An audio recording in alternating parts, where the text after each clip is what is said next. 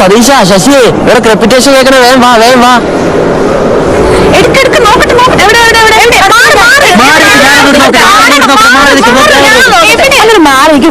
ഉള്ള കാറ്റോടെ കളയാനായിട്ട് അവരുടെ ഒരു കുപ്പിറ്റേഷൻ.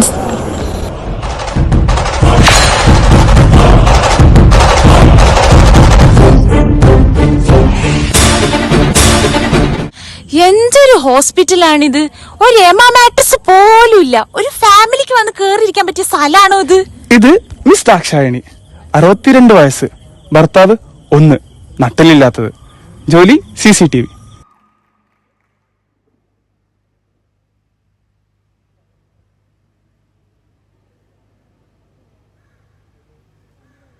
ദീപം പരിദൂഷണ കമ്മിറ്റിയിലെ അംഗങ്ങൾ അറിയാനായിട്ട്. ഇവിടെ ഈ ഹോസ്പിറ്റലില് രോഗികളെ ഒന്നും ഈ ഡോക്ടർമാർ നോക്കുന്നില്ല. അവരൊക്കെ ഈ മൂലയിലിരുന്ന് കിടന്നുറങ്ങുക. ഈ വിവരം നിങ്ങൾ എല്ലാ ഗ്രൂപ്പിലേക്കും ഫോർവേഡ് ചെയ്ത് എല്ലാരെയും അറിയിക്കുക. നിങ്ങൾ എന്താ ചെയ്യുന്നേ? ഞാൻ കണ്ട രോഗികളെല്ലാം നോക്കി കഴിഞ്ഞു 2 സെക്കൻഡ് റെസ്റ്റ് എടുത്ത എന്റെ ചേച്ചി. കണ്ണടച്ച് കിടക്കുന്നത് ഞാൻ കണ്ടു, കണ്ണടച്ച് കിടക്കുന്നത് ഞാൻ കണ്ടു, കണ്ണടച്ച് കിടക്കുന്നത് ഞാൻ കണ്ടു, കണ്ണടച്ച് കിടക്കുന്നത് ഞാൻ കണ്ടു.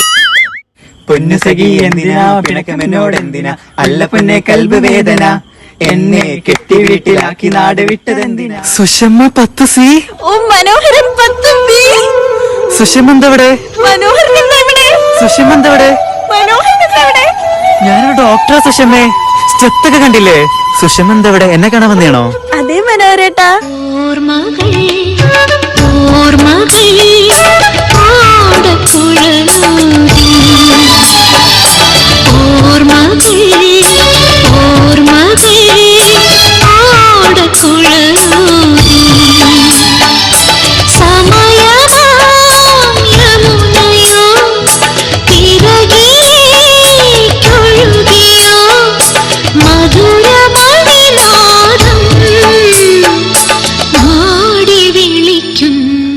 അല്ല ഇപ്പൊ എന്ത് പറ്റി സുഷമക്ക് എന്നെ കാണാൻ വരാനൊരു തോന്നൽ?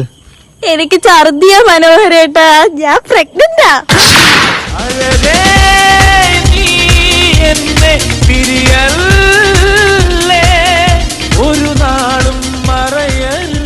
സുഷമ്മേ, ഇപ്പൊ നിന്റെ ഹീറോ എന്ത് ചെയ്യുന്നു?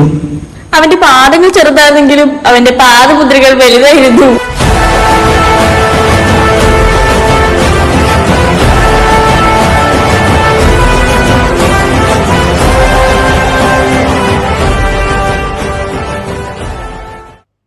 ചേച്ചി, ഞങ്ങൾ വയറൊന്ന് പരിശോധിക്കട്ടെ? ആ നോക്കിക്കോ മോളെ.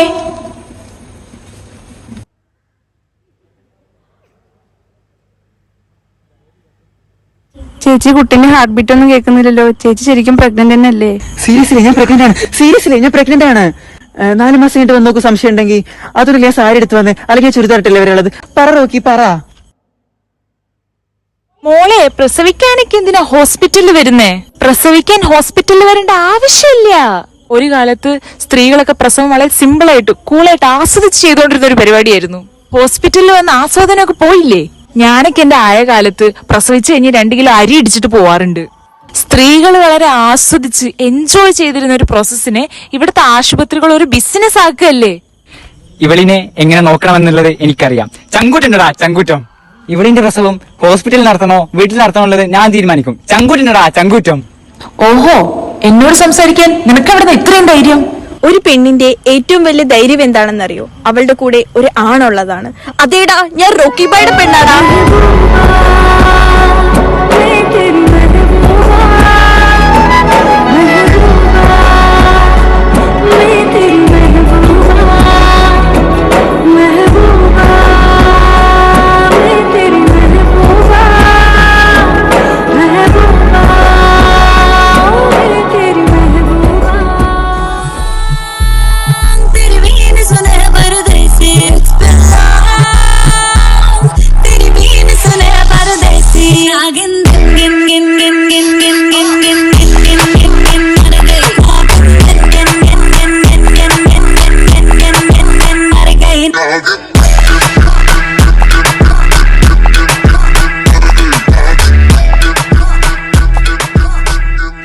എന്താ ചേച്ചി കവറില്? കൊയലപ്പാന്നോ?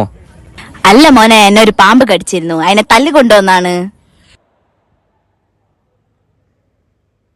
പാമ്പിനെ കൊന്നൂന്നോ? പാമ്പിനെ കൊന്നൂടാ, അത് നാഗരാജാവാണ്.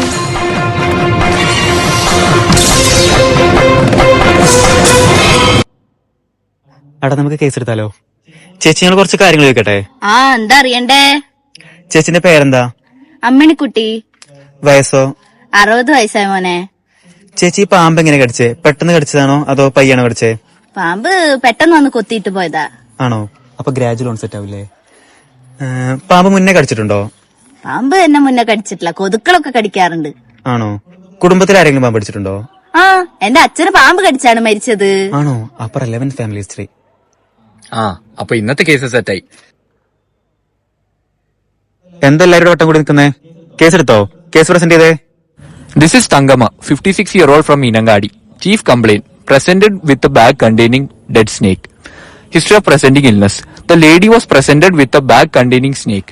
The bag was yellow in color and polythene material. The snake was about 2 meters long, having zebra lines in intermittent manner. Stop. ഇത്രയും കാര്യം വാർഡ് കിടന്ന് ഇറങ്ങിയിട്ട് ഒരു കേസ് എടുക്കാൻ പോലെ അറിയട്ടോ. സുപ്രജാ രാമപൂർവ സന്ധ്യാ പ്രവർത്തത്തെ ഉത്തിഷ്ഠ നരശാർദൂല കർത്തവ്യം ദൈവമാന്തികം. ഇറങ്ങി പോടോടുന്ന്. Sir, attendance.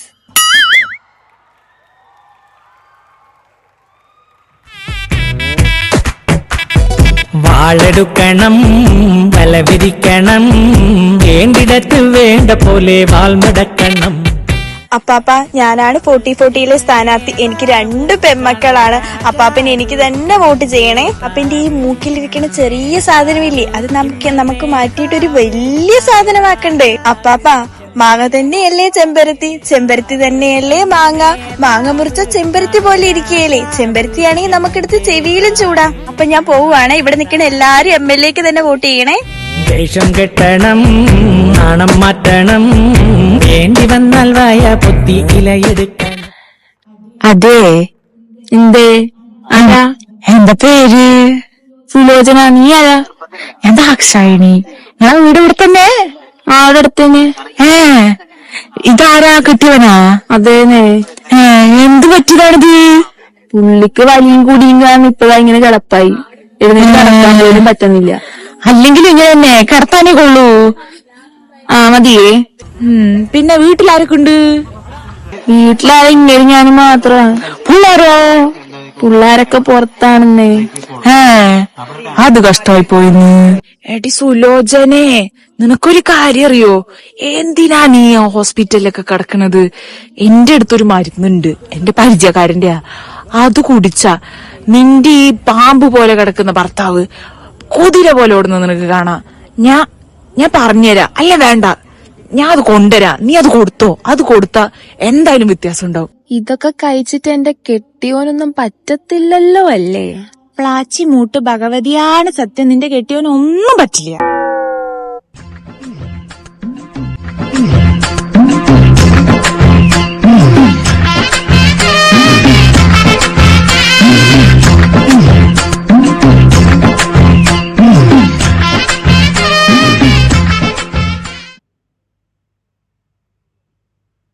എന്റെ കർത്താവേ, ഒരു 10-40 കൊല്ലം കൂടി ജീവിക്കാനുള്ള ഈ ഡോക്ടർമാരെ എന്തുവാണോ കുത്തിവെച്ച് കൊടുത്തേക്കുന്നത്? നാട്ടുകാരെ ഓടുകാരണേ, എന്റെ കെട്ടിയോൻ ഇപ്പൊ ചാകുവേ. അയ്യോ, എന്താ പറ്റി? എന്റെ പൊന്ന് സാറേ, ഞാൻ ഈ സൈഡിൽ ഇരിക്കുന്നേ ഉള്ളൂ. നിങ്ങളല്ലേ മരുന്ന് കൊടുക്കുന്നേ? എന്റെ സുലോചനെ, അല്ലെങ്കിൽ ഇവരൊക്കെ എന്തൊക്കെയോ കുത്തിവെച്ച് ആളെ കൊല്ലുക. ഇവരുണ്ടോ പഠിച്ചിരിക്കണ എന്തെങ്കിലും? നിങ്ങൾ എന്താ പറയുന്നത്? ഇത്ര നേരം കുഴപ്പമൊന്നും ഉണ്ടായിരുന്നില്ലല്ലോ. ഞാൻ പോയപ്പോ എല്ലാം മരുന്ന് കൊടുത്തിട്ട് പോയതല്ലോ. നിങ്ങൾ എന്താ ചെയ്ത പെട്ടെന്ന്? ഞങ്ങൾ ഒന്നും ചെയ്തില്ല. നിങ്ങൾ കൊടുത്ത ചികിത്സ തന്നെയുള്ളൂ. ഞങ്ങൾ ചികിത്സ കൊണ്ട് ഒരിക്കലും ഇങ്ങനെ സംഭവിക്കില്ല. ഞങ്ങൾ കൃത്യമായിട്ടുള്ള ട്രീറ്റ്മെന്റ് തന്നെയാണ് കൊടുത്തിട്ടുള്ളത്. ഞാൻ പോകുമ്പോൾ പേഷ്യന്റ് സ്റ്റേബിൾ ആയിരുന്നു. പിന്നെ പെട്ടെന്ന് ഇങ്ങനെ എന്തെങ്കിലും സംഭവിക്കണമെന്നുണ്ടെങ്കിൽ നിങ്ങൾ എന്തെങ്കിലും നിർദ്ദേശങ്ങൾ തെറ്റിച്ചിട്ടുണ്ടാവും.